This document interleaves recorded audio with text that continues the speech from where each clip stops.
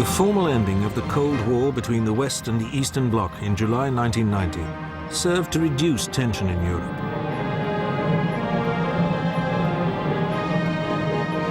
The threat of nuclear war, which had existed for 40 years and had been the world's greatest fear, now receded.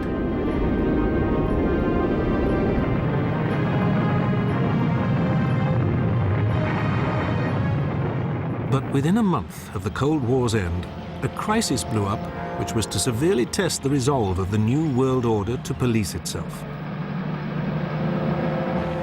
The long agony of his war against Iran had not dampened Iraqi dictator Saddam Hussein's thirst for power.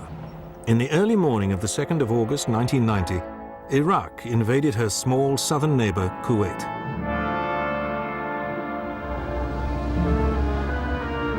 It took a mere day to secure Kuwait City.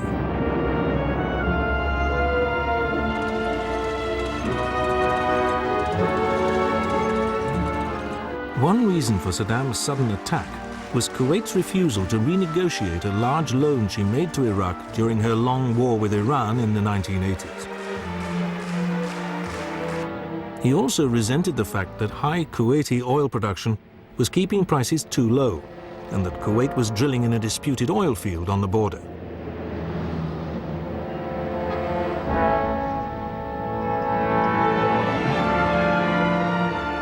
Although Iraqi forces had been massing close to the border, the attack took the world by surprise. President Hosni Mubarak of Egypt, who had been mediating in the dispute, was particularly upset. On the eve of the invasion, Saddam Hussein had assured him that he would not resort to force against Kuwait. The United Nations Security Council met.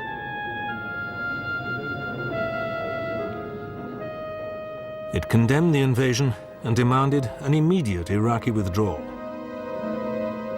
Indicative of the new post-Cold War era was that US Secretary of State James Baker, who was visiting Moscow at the time, and Russian Foreign Minister Eduard Shevardnadze issued a joint attack on Iraq's behavior.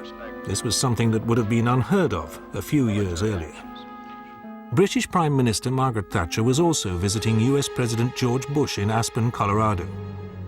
They agreed that the UN must be prepared to use military force against Iraq, especially since spy satellites showed Iraqi forces massing on Kuwait's border with Saudi Arabia.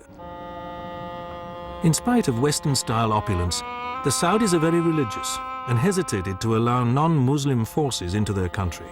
The Iraqi threat convinced them otherwise. On the 8th of August, the 1st US ground forces, members of the 82nd Airborne Division, landed in Saudi Arabia.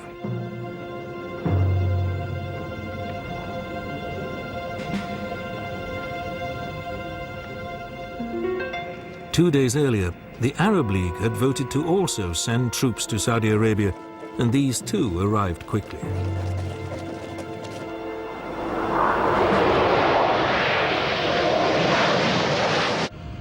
Furthermore, American and British combat aircraft were speedily deployed to help protect Saudi airspace.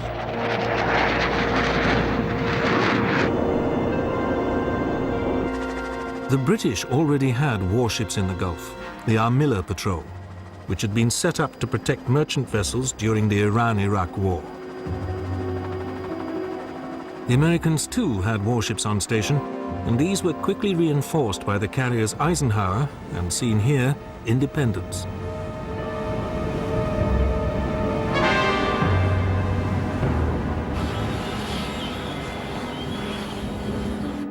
American General Norman Schwarzkopf was, with UN agreement, appointed in overall command of the coalition. He was in charge of the US Central Command, or CENTCOM, whose role was dedicated to preparing for and mounting contingency operations in the Middle East such as this. Further UN resolutions culminated in Resolution 665 of the 25th of August, which ordered a naval blockade of Iraq and Kuwait. During the next 8 months, US, British and Australian ships, together with those of the Western European Union, would challenge nearly 30,000 ships and board more than 1,200. The Iraqis had seized a number of Westerners in Kuwait. Saddam Hussein held these, and some Kuwaitis, as hostages, hoping to use them as bargaining counters. Yes, this is a British family. This served to further isolate Iraq. Does Stuart get his milk? Yes. Saddam now tried to woo Iran, returning prisoners still held after their long war and offering to surrender Iranian territory still held by him. Iran, however, maintained a strictly neutral stance. Saddam also declared a jihad, or holy war, to remove foreign forces from Saudi Arabia, but no Arab nation was convinced by this. Only Yasser Arafat, the Palestine Liberation Organization leader, gave Saddam open support, visiting Baghdad on a number of occasions. This resulted from Iraq's declared support for the Palestinian cause. It also enabled some goods to reach Iraq via Jordan, where public opinion sided strongly with the PLO.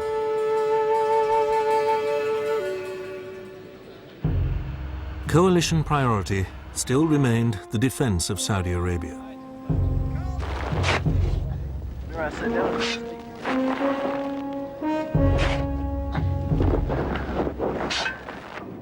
Initially, there was some concern that to face Iraq's 5,500 tanks, the coalition had only some 600.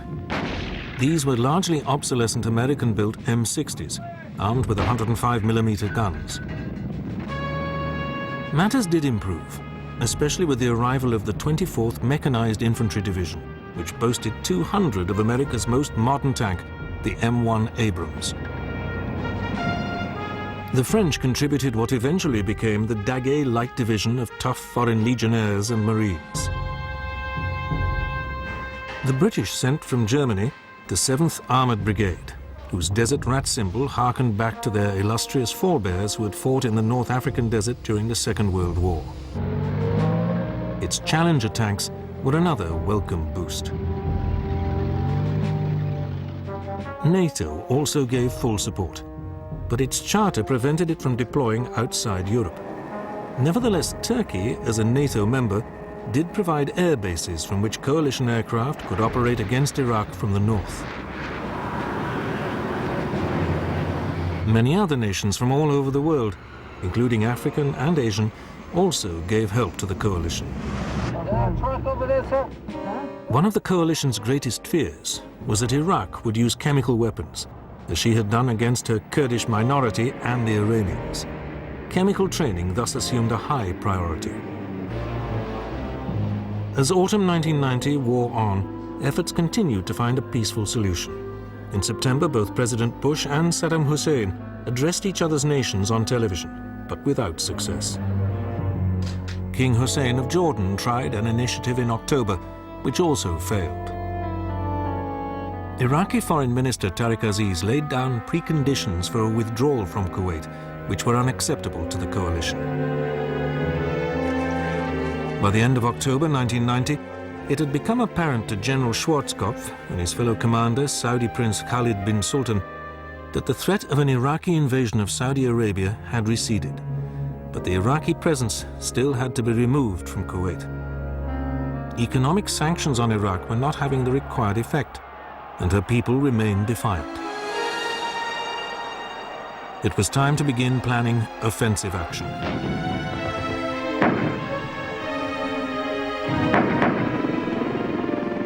The coalition was agreed that preparation for an attack must now go ahead, but Kuwait's liberation must be achieved with the minimum of casualties.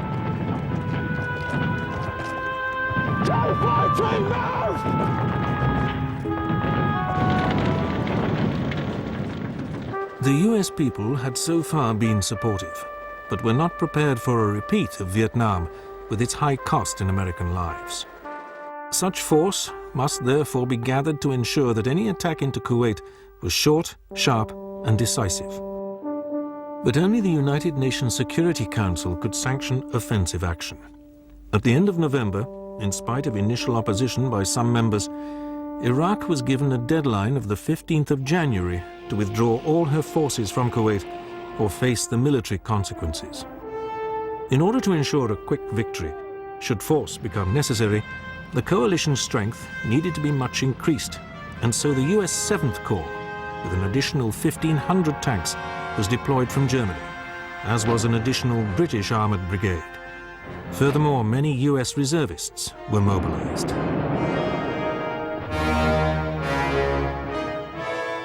A further factor was that the Muslim period of fasting, Ramadan, began on the 25th of March.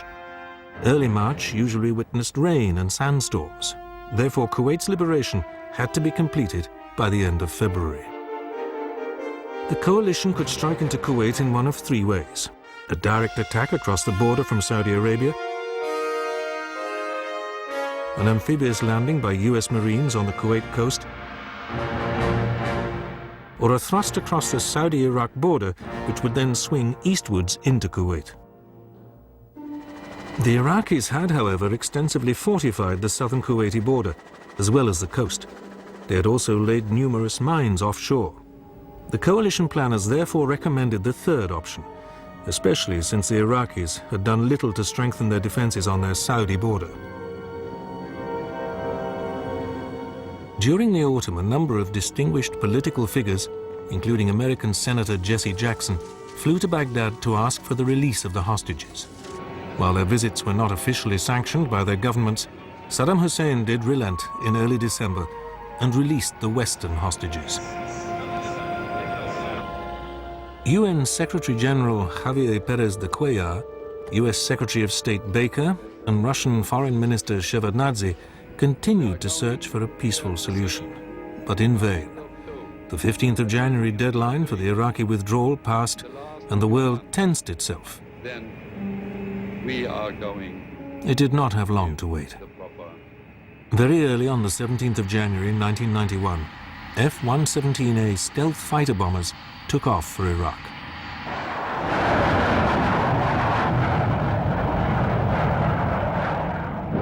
Their initial targets were command, control, and communications for the Iraqi air defense system, so as to help achieve overwhelming coalition air supremacy. Simultaneously, Tomahawk cruise missiles were launched from American ships. British Tornado GR-1s struck at Iraqi air bases. They attacked at low level. Their armament was the JP-233 airfield denial weapon.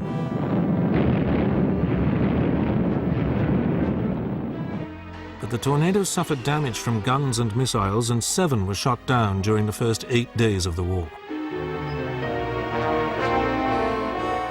Other aircraft attacked the airfields with conventional bombs.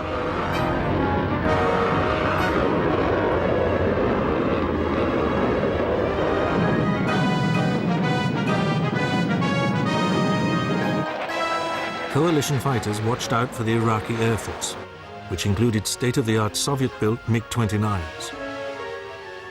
During the first week, the Iraqis mounted some 100 daily sorties, compared to 2,000 coalition sorties.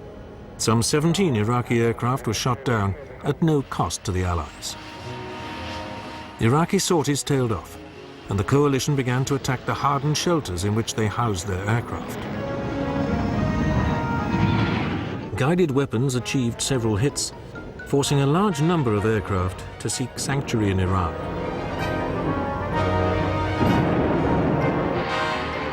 But the coalition air offensive also had other primary targets. Government buildings, power supplies, and supply routes were all tackled. Chemical and nuclear warfare facilities and their delivery means were attacked.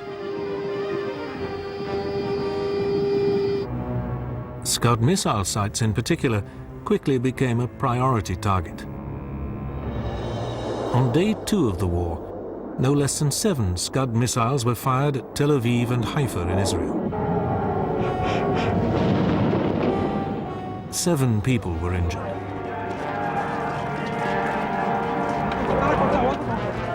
Next night, a further 4 Scuds were launched at Tel Aviv. In spite of Israeli and coalition fears that the warheads might contain chemicals, they had just had high explosive. Even so, concern that Israel might retaliate with her air force and cause the coalition's Arab members to leave it rather than side with their traditional enemy prompted frantic US diplomatic effort, and later the deployment of Patriot surface-to-air missile systems to Israel. Patriot had scored its first success against Scuds when 2 were launched against Saudi Arabia on the 19th of January. Patriot intercepted both.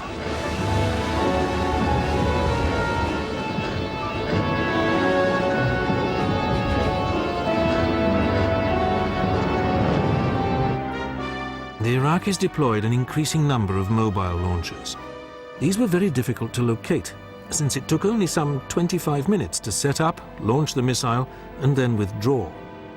Special forces teams were used to help find these, and a significant number of air sorties had to be diverted from other targets. In all, Iraq was to launch some 95 Scuds against Israel and Saudi Arabia. The Patriot missile batteries did manage to intercept some, but sometimes they were unable to destroy the warheads. Yet the quick deployment of batteries to Israel did much to avert the threat of an Israeli attack on Iraq.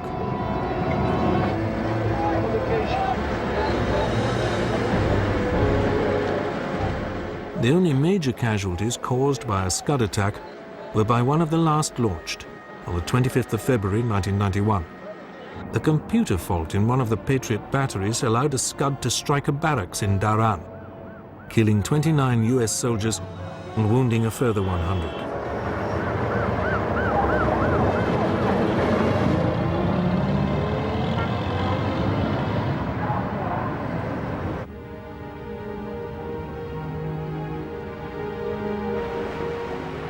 Another weapon used by the Iraqis was ecological. On the 23rd of January, they opened valves of the oil pumps at Kuwait's tanker loading depot. The northern part of the Gulf was soon covered with a massive oil slick. Gradually, the emphasis of the air offensive switched from strategic targets to the Iraqi forces within Kuwait itself. Here, the main concern was the well-equipped Republican Guard divisions in the north of the country. Even B-52 bombers, whose attacks on Viet Cong operational areas in Vietnam had literally changed the maps of that country, were deployed in what was an increasingly remorseless pounding. At sea, the coalition carrier-borne aircraft joined in the air offensive against Iraq and occupied Kuwait.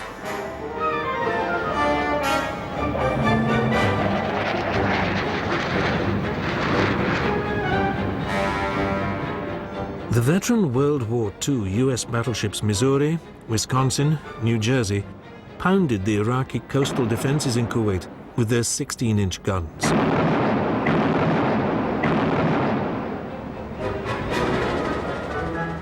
Another coalition task was the destruction of Iraq's small navy. Helicopters armed with anti-ship missiles played their part in this.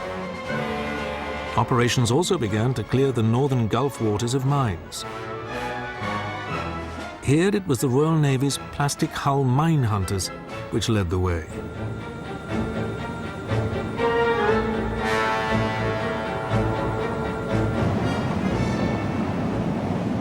The US assault helicopter ship Tripoli was one of the only 2 coalition ships to suffer from mines.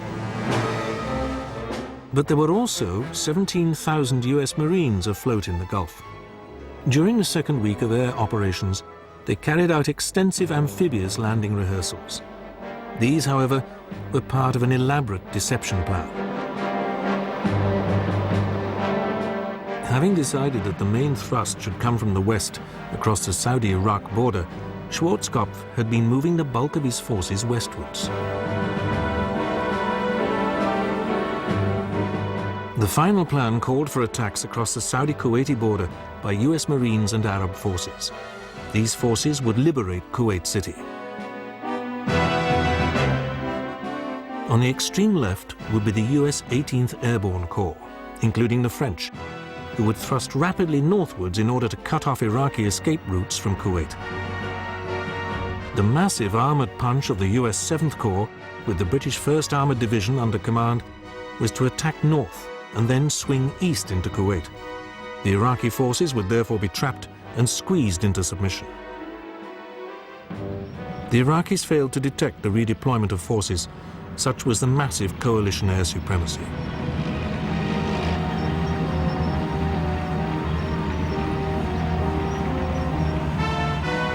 There were, however, a number of artillery duels across the border with Kuwait. These saw the US-designed Multiple Launch Rocket System, MLRS, fire in anger for the first time. The first significant actions came on the night of the 30th of January, when strong Iraqi patrols crossed the border at 4 points. They entered the deserted Saudi border town of Kafji and sent further troops in next day. These, however, were severely harassed by American A-10 Mohawks and other aircraft.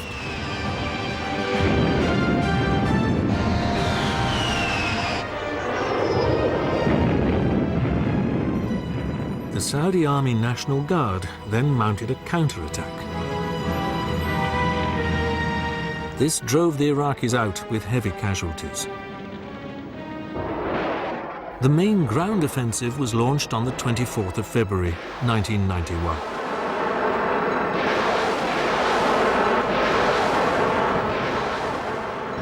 First to attack were Arab forces and the US Marines. They successfully breached the defenses on the Kuwait border at several points. Far to the west, and supported by a large fleet of helicopters, the US 18th Airborne Corps crossed the border into Iraq and was soon dashing northwards towards the river Euphrates.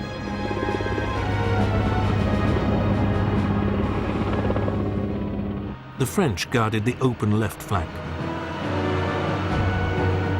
By the end of the day, using helicopters, the US 101st Airborne Division had established a fire base 50 miles inside Iraq.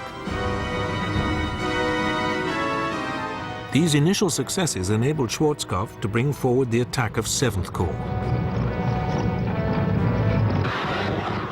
Explosive hoses were used to breach the minefields.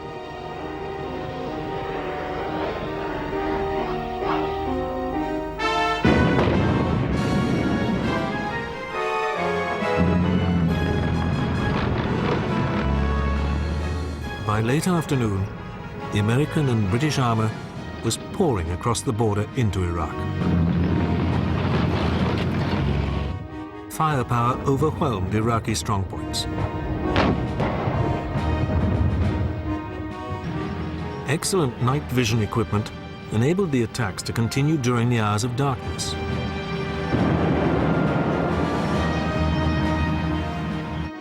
More destruction was added to that caused by the weeks of bombing.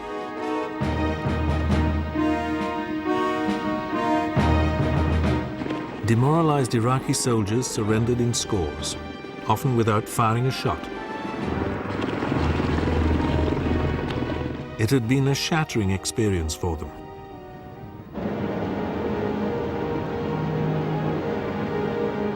But Saddam Hussein had ordered the destruction of Kuwait's 950 oil wells. They were set on fire, and soon the skies over Kuwait were covered by a black pall of toxic smoke. Even so, the coalition forces pressed relentlessly on towards their objectives.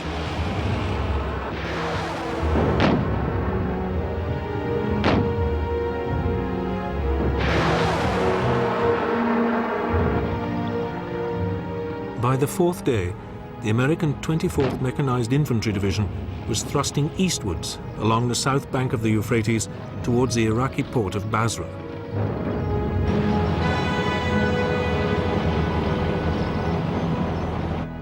Kuwaiti troops and other Arab forces entered Kuwait City in triumph. Simultaneously, the Iraqi forces fleeing northwards from the Kuwaiti capital had been pounded by coalition air power. When the ground forces reached the road running north to Basra, they were aghast at the destruction caused. Conscious that public opinion might turn against the coalition if the massacre continued, the attacks were halted. 3 days later, on the 3rd of March, Schwarzkopf arrived at Safwan, a small Iraqi town just across the border with Kuwait. Here, he and other coalition commanders met Iraqi representatives. Such was the scale of the coalition victory that the Iraqis had no option but to accept its terms for a ceasefire. The 1991 Gulf War showed how sophisticated weapons technology had become. Systems like the Tomahawk cruise missile with its pinpoint accuracy over hundreds of miles, or the Nighthawk stealth fighter bomber with its ability to strike undetected, seem to suggest that a new form of warfare, in which victory could be achieved at long range and low cost, might soon be possible. But in reality, over 90% of air-launched weapons used during the first Gulf War were still dumb, unguided bombs. On occasions, their inaccuracy and malfunctions meant that innocent civilians still suffered. And in the end, victory was only won because troops went in on the ground and defeated the enemy in battle. Conventional war remained as brutal as it always had been.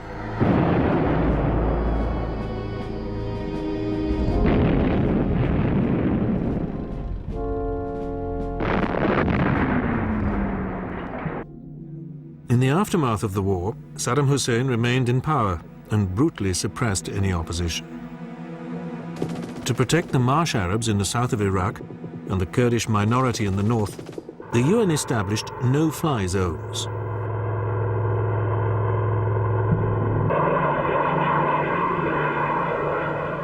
And imposed sanctions to try to force him to dismantle his nuclear and chemical weapons of mass destruction. For more than 7 years, Saddam obstructed the work of weapons inspectors sent in by the UN to monitor what was going on. Then finally, in August 1999, Iraq suspended all cooperation with the UN weapons inspectors.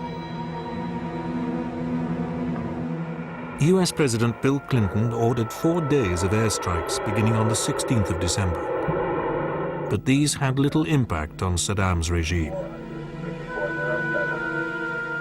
As the 1990s ended, the United States continued with this policy of containing the Iraqi dictator. But for many, he remained a piece of unfinished business.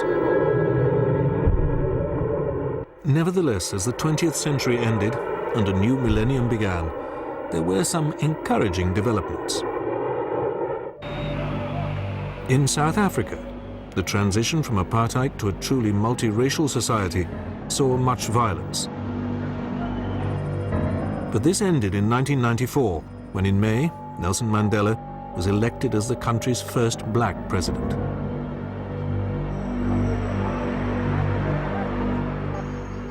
But tragically, that same year in Rwanda came the worst example of genocide since the Second World War.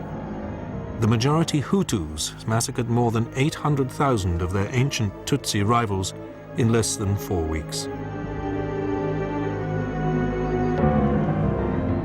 Order was only restored when a United Nations force was sent in.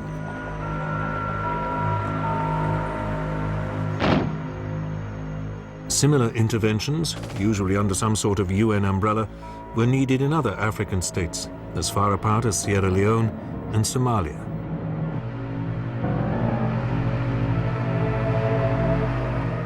In Northern Ireland, the Good Friday Agreement of April 1998 seemed to promise an end to the violence which had kept the British Army active in the province for 30 years, even though it was shortly followed by a bomb in the town of Omagh, in which 28 people died and 200 were injured. Responsibility for this worst single atrocity in the Irish Troubles was claimed by a breakaway Republican group, the Real IRA, but halting progress towards long-term peace continued. As it did in Spain, where the 30-year terrorist campaign by ETA for Basque independence was also fought to a standstill. In the multi-ethnic Confederation of Yugoslavia, its 8 states had been held together by Josip Tito, but the cracks began to appear soon after his death in 1980.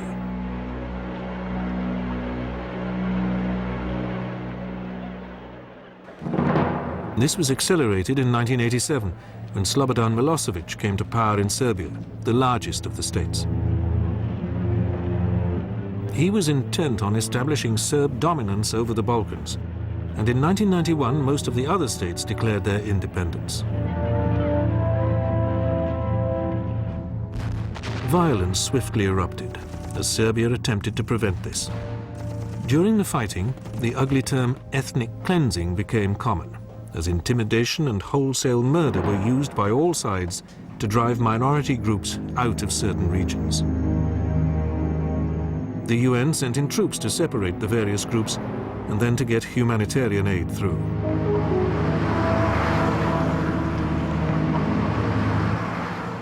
Finally, Milosevic tried the international community's patience too far, openly encouraging ethnic cleansing in Kosovo.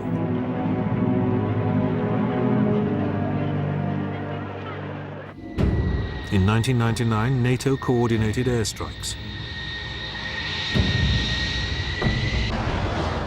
And these eventually forced the Serbs to agree to leave Kosovo.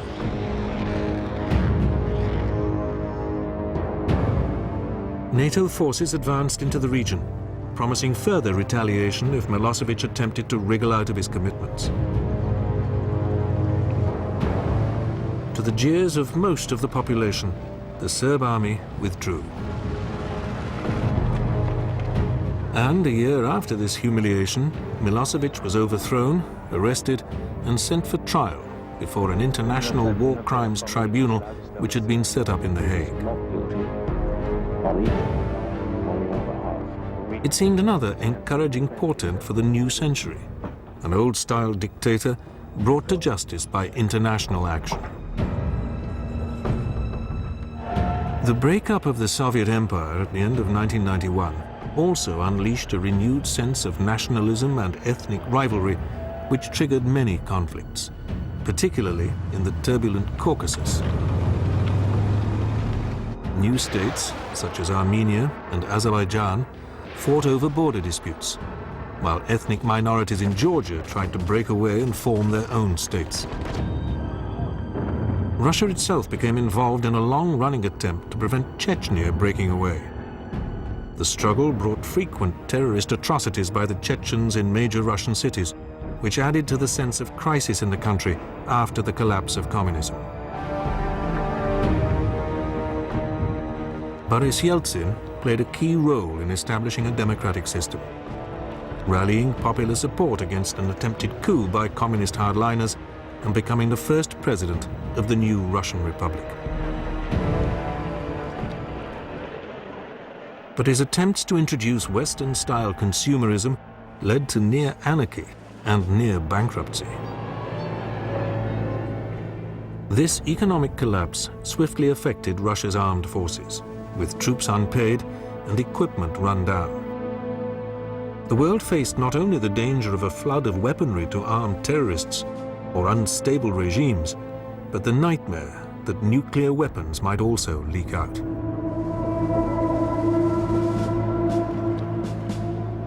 Russia's weakness was shown when it proved powerless to stop many of its former satellites from joining both NATO and the European Union.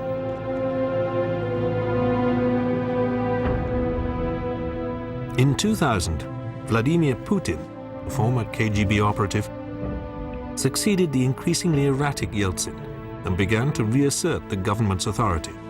Some stability was returning to Russia, but its military decline continued. In August 2000, the mighty submarine Kursk, the largest in the world, was lost in an accident caused when a poorly maintained torpedo exploded. The Navy's ineffectual attempts at a rescue seemed to symbolize the decline of a once mighty power.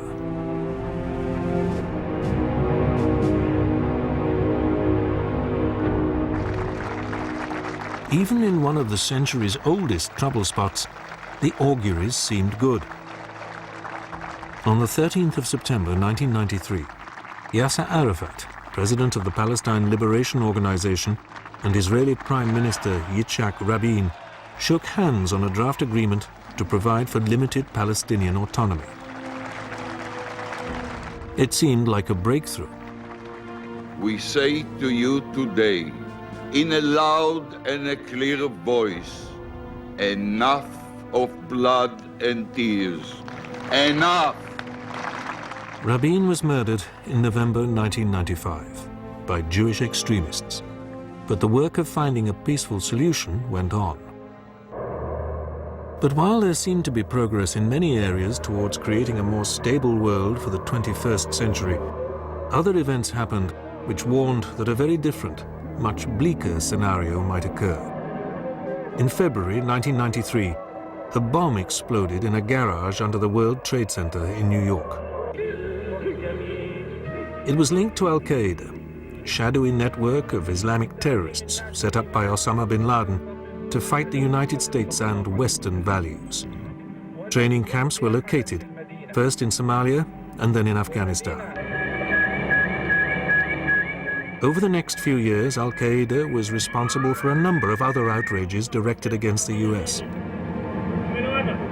Atrocities such as the bombings in August 1998 of US embassies in Nairobi, Kenya, and Dar es Salaam, Tanzania, which killed more than 220 people, suggested that it was an organization which enjoyed considerable support and the expertise to mount substantial attacks.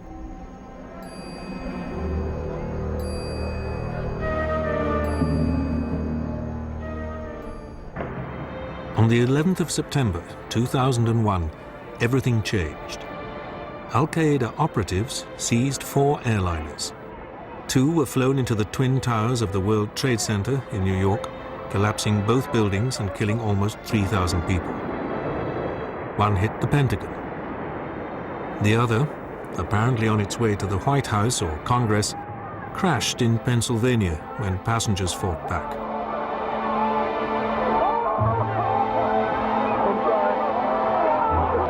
President George W. Bush immediately named Osama bin Laden as the guilty party, announced a war against terror, and demanded that the ultra-religious Taliban regime in Afghanistan hand over bin Laden.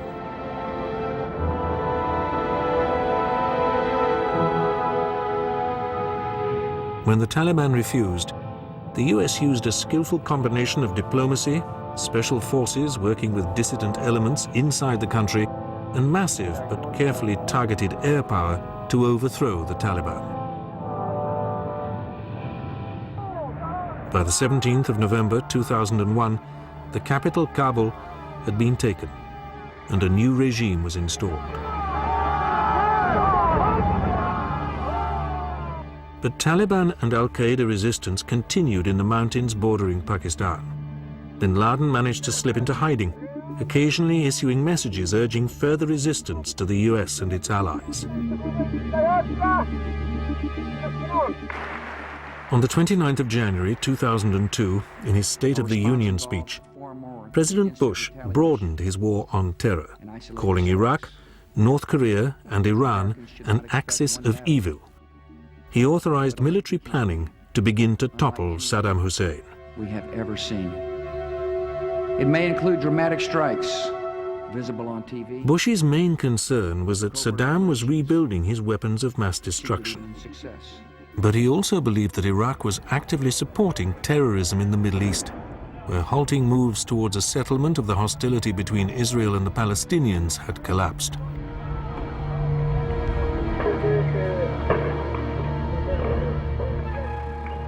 On the 30th of September 2000, right-wing Israeli opposition leader Ariel Sharon had visited a joint Jewish-Muslim holy site in Jerusalem. This immediately sparked violent protests from the Palestinians, which swiftly escalated into a full-scale uprising against Israeli occupation.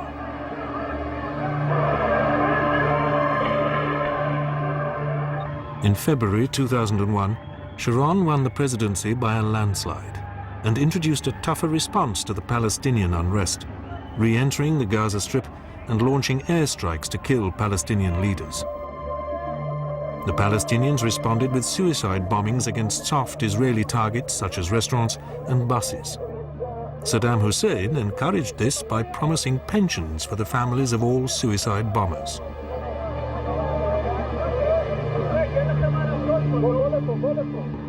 As the trouble escalated, Israel proceeded with the building of a wall to protect many of its settlements on the West Bank. The Palestinians protested, but could do little against Israel's overwhelming power. Meanwhile, the US build-up for action against Iraq continued. President Bush made it clear that he was ready to proceed unilaterally if necessary.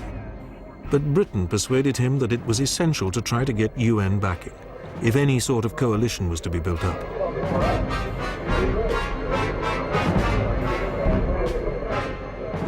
On the 8th of November 2002, after 2 months of diplomacy, the United Nations Security Council voted that weapons inspectors must re-enter Iraq. Saddam gave way, and 17 days later, the first team arrived in Baghdad. But Iraq again placed difficulties in the way of the inspectors, and American patience began to run out. As the likelihood of war increased, there were worldwide protests at the possibility of a US-led invasion. Then, on the 20th of January 2003, French Foreign Minister Dominique de Villepin announced at a UN press conference that France would oppose any move towards war, even if authorized by the UN. 6 weeks later, with 5 US carrier groups, 1,000 aircraft and 200,000 troops either on Iraq's borders or en route, and smaller coalition forces from Britain and Australia joining them, France, Germany and Russia pledged to veto any Security Council resolution authorizing force. On the 19th of March, after frantic last-minute diplomacy by Britain, Operation Iraqi Freedom began, with a sudden first strike aimed at decapitating the regime by killing Saddam Hussein. At the same time, US and British units began moving over the Iraqi border, the US heading towards Baghdad and the British towards Basra in the south.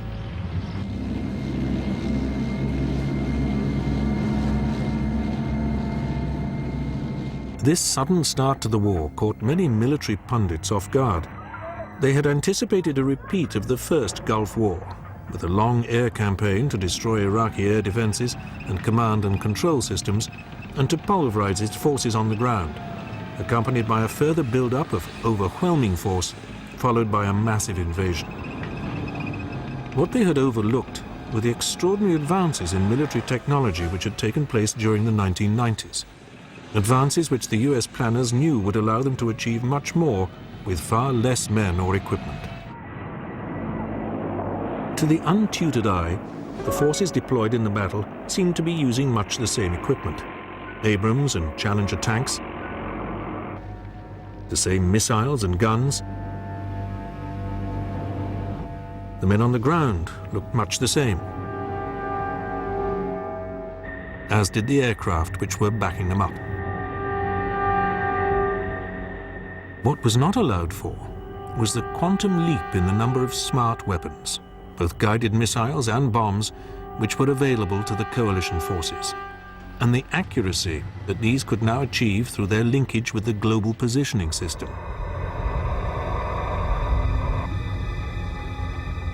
Their use could be targeted much more precisely by unmanned surveillance systems, like the Predator, which had proved its worth during operations in Kosovo.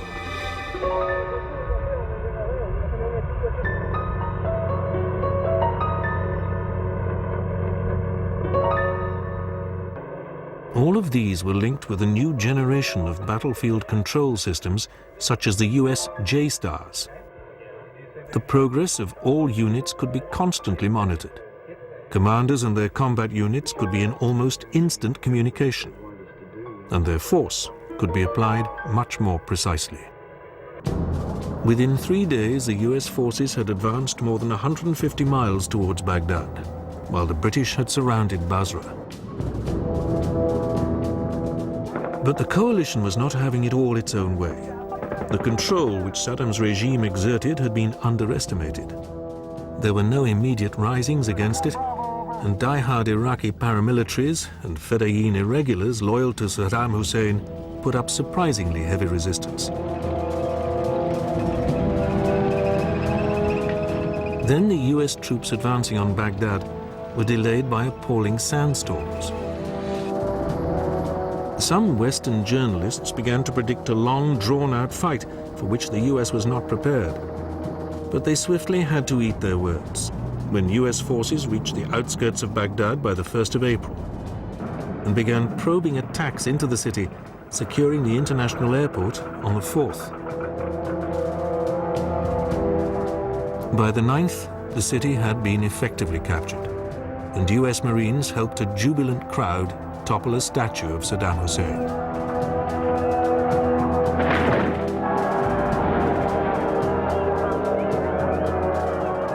The spell of the tyrant had been broken, and the coalition's gamble seemed to have paid off.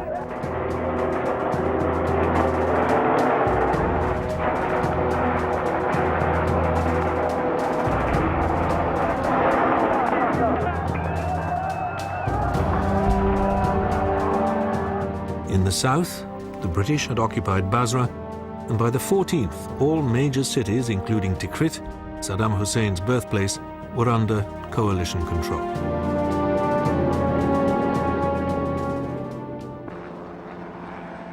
On the 1st of May, a jubilant President Bush flew out to the aircraft carrier USS Abraham Lincoln. What he had to say was greeted ecstatically. My fellow Americans, major combat operations in Iraq have ended. In the Battle of Iraq, the United States and our allies have prevailed.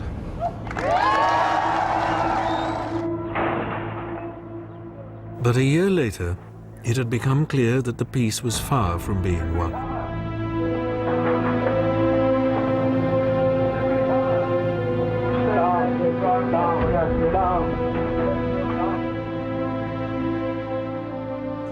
The coalition had had its successes.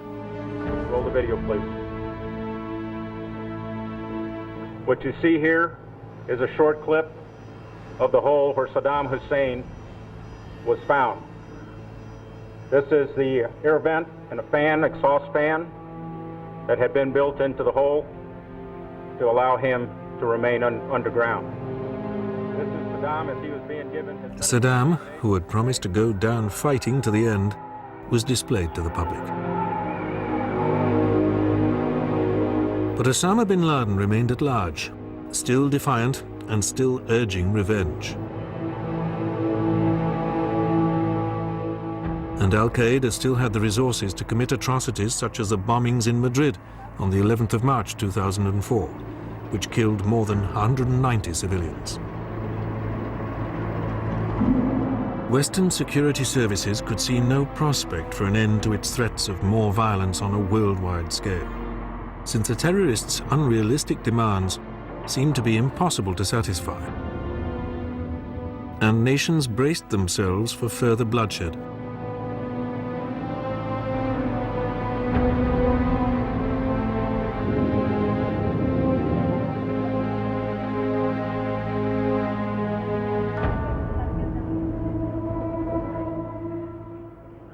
In Iraq, early hopes were that the country could be turned into a democratic model for the rest of the Middle East, despite coalition forces having to battle against a rising tide of unrest.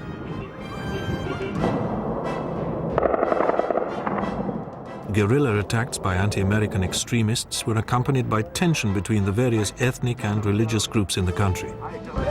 In some areas, gunmen seized the streets. Lawlessness was undermining attempts to rebuild the country. And there were growing protests by Iraqi civilians against the continuing occupation.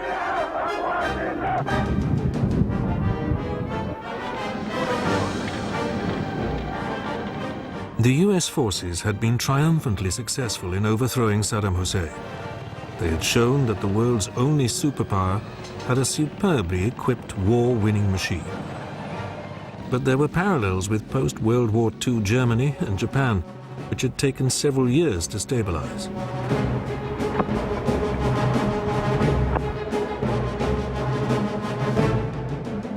The war against terror in the 21st century was looking as if it might yet rival the Cold War of the 20th as one of the longest in history.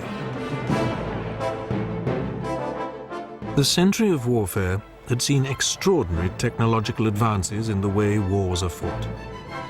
But the fact remained that no amount of technical wizardry could prevent conflict. The causes of war, as the world entered a new millennium, remain much the same as they ever were. And the best hope for peace remained constant vigilance and continuing attempts to understand and eliminate the roots of violence.